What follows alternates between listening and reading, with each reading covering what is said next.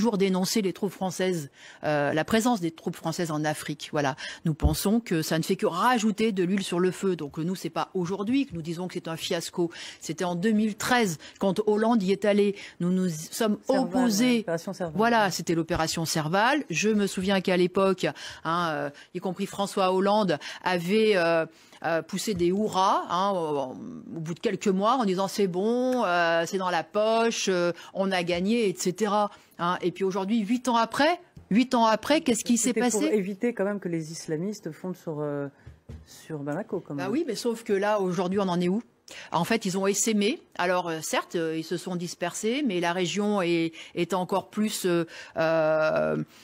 traversée de bandes rivales, armées, qui rackettent les populations, qui les prennent en otage, qui les massacrent. Aussi, on doit partir, puisque vous dites qu'il faut. Et le pire, c'est que ça s'est répandu. Pas être là-bas. Vous dites qu'on doit. Oui, mais vous dites qu'on doit pas être là-bas. Donc, si on se retire, qu'est-ce qu'on fait? On dit à ces pays, le Mali, le Burkina Faso, par exemple, là, dans lequel un coup d'État vient d'avoir lieu, on leur dit bon, bah, débrouillez-vous avec vos terroristes. Nous, ça n'est plus notre affaire, c'est ça?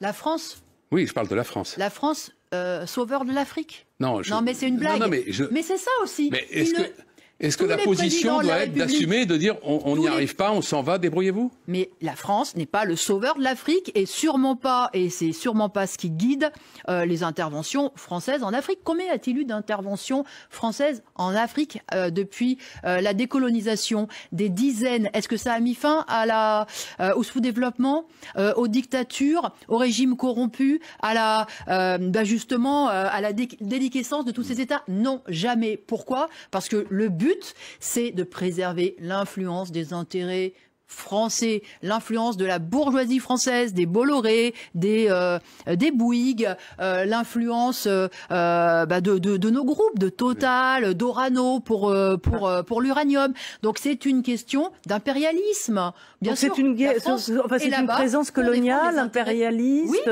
Oui.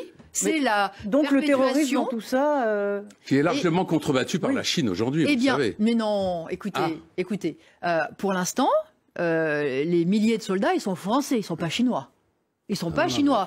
Et quand les dirigeants viennent faire des affaires en Afrique, il y a des armées économiques. Oui, d'accord. Enfin, la France conserve encore des bons morceaux, des bons. Donc c'est l'arbre qui cache le terrorisme, c'est l'arbre qui cache la forêt. Non, mais le terrorisme, c'est le sous-produit. Le sous-produit de toute cette misère, le sous-produit de toutes ces frustrations, le sous-produit de cette situation. De toute façon, voilà, quand vous arrivez à avoir une Kalachnikov, ça vous donne un petit pouvoir et la possibilité de vivre mieux. Voilà, c'est ça les causes profondes du djihadisme. Et voilà, en réalité, vous savez ce qui se passe en fait au Sahel, c'est un petit Afghanistan. C'est un petit Afghanistan. Et on va vers exactement le même fiasco. Et les Américains, là, ils ont mis d'autres. Ben non, mais l'état de l'Afrique, de toute façon, est à mettre sur le compte des grandes puissances et à commencer, bien sûr, par la France. Et là-dessus, il faut faire le constat que justement, à chaque fois, on nous dit on y va pour apporter le meilleur, pour protéger la population, et résultat, non, ça recule.